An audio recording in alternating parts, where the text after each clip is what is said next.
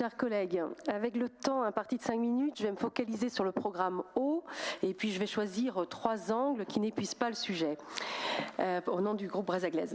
Premièrement, je voudrais saluer le travail enfin engagé sur les territoires d'expérimentation zéro pesticide et vous exprimer nos attentes d'une animation régionale ambitieuse. Bon, je crois pouvoir avancer que notre groupe politique Brézaglaise a participé à vous inciter à enclencher vraiment cette démarche d'animation. C'était dans les cartons avec le travail notamment du CRECEB, le Centre de ressources et d'expertise scientifique sur l'eau. Peut-être qu'on l'a aidé à sortir du carton, en tout cas avec notre travail d'amendement et puis de vœux. Mais en tout cas, on salue ce lancement et on se dit qu'il ne va pas falloir tourner autour du pot. Alors quand nous lisons dans le bordereau, la région souhaite identifier des leviers techniques, financiers ou organisationnels à travers cette expérimentation. Je rappelle ici, en m'appuyant à nouveau sur les travaux du CRECEB, qui nous ont été présentés il y a quelques semaines à Plélangrand lors d'une intercommission transition et économie, les freins ne sont pas d'ordre technique, ils sont avant tout du ressort politique. Et tous les agriculteurs qui étaient nombreux à Plélangrand nous ont dit, si nous avons l'assurance d'une valorisation économique de nos productions, si nous avons la garantie d'une sécurisation financière pour les risques parfois de moins bon rendement, nous nous engageons à la sortie des pesticides car ce n'est pas de gaieté de cœur que nous sortons les pulvérisateurs.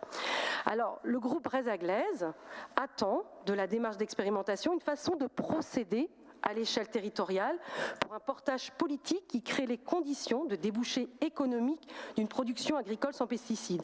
En ce sens, l'expérience Terre de Source est inspirante pour d'autres territoires bretons où on voit bien que le portage politique territorial embarque tout à la fois les agriculteurs et aussi les acteurs de la transformation, de la distribution et de la restauration. Deuxièmement, pour le groupe Brézaglaise, la région Bretagne doit clairement assumer une trajectoire économique agricole dans les limites des capacités de ses écosystèmes naturels, à commencer par les sols, et ne pas créer d'autres désordres en dehors de son territoire. Donc nous arrivons cette année au bilan mi-parcours du plan algues vertes numéro 3, auquel notre groupe s'était opposé, en termes d'avis en tout cas, parce que la focale n'était pas mise sur la réduction des apports en azote. Donc pour nous, il faut assumer, et on l'a entendu ce matin, on a commencé à l'entendre dans les propos du président, assumer un chemin pour sortir du modèle hors sol, lequel consiste à importer en dehors du territoire breton les protéines pour l'alimentation des animaux qui se retrouvent sous sa forme dégradée en excès de nitrate responsable des algues vertes. Et donc on attend aussi, quand verrons-nous dans un programme eau de la région la prise en compte de l'empreinte eau, l'eau virtuelle, c'est-à-dire la prise en compte de l'eau que nous, habitants de Bretagne, prélevons à d'autres territoires par nos importations pour notre production et consommation en Bretagne. 80%. C'est ça, c'est calculé par l'EEC, 80% de notre eau est importée. Troisièmement, nous sommes toujours interrogés sur la vision politique globale de l'action de la région en matière d'eau, interrogés sur les arbitrages rendus et la façon dont ils sont discutés au sein de notre Assemblée. Nous le redisons, l'espace de l'Assemblée bretonne de l'eau doit être articulé aux discussions politiques de notre Assemblée délibérative. Et du coup, on se pose la question, peut-être on fait erreur, mais où a été discutée la pertinence de l'action de soutien à des opérations de réhabilitation d'assainissement non collectif sur la frange littorale, qui a été lancée mi-2024 ? Pour nous, on l'a découvert en commission permanente en mai ou mai-juin, alors qu'il n'avait pas été nommé dans le programme budgétaire. Alors on comprend bien qu'on ne peut pas être dans la précision de tous les dispositifs, on comprend bien.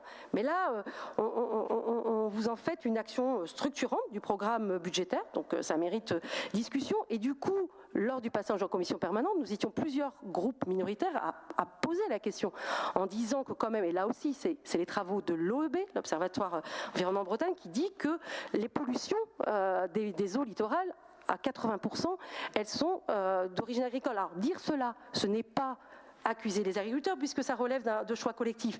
Dire cela, ce n'est pas dire qu'il n'y a pas de sujet avec l'assainissement, mais on interroge ce choix d'action prioritaire dans un budget régional qui est contraint. Et puis aujourd'hui, vous nous proposez de porter l'effort à 100% avec le concours des intercommunalités vers les foyers modestes, de prendre en charge à 100% donc l'assainissement non collectif pour les foyers modestes. Du coup, ça pose la question, et ça a été d'ailleurs posé par Olivier Alain lors de la commission, et on on a cette même interrogation, c'est dans quelle équité se place la région Bretagne quand on mesure la difficulté des foyers modestes dans les territoires du centre Bretagne, qui eux ne pourront pas valoriser leurs biens, ou bien moins bien leurs biens immobiliers lors d'une vente. Voilà, donc ça c'est les trois sujets, donc merci pour votre attention à notre contribution au débat.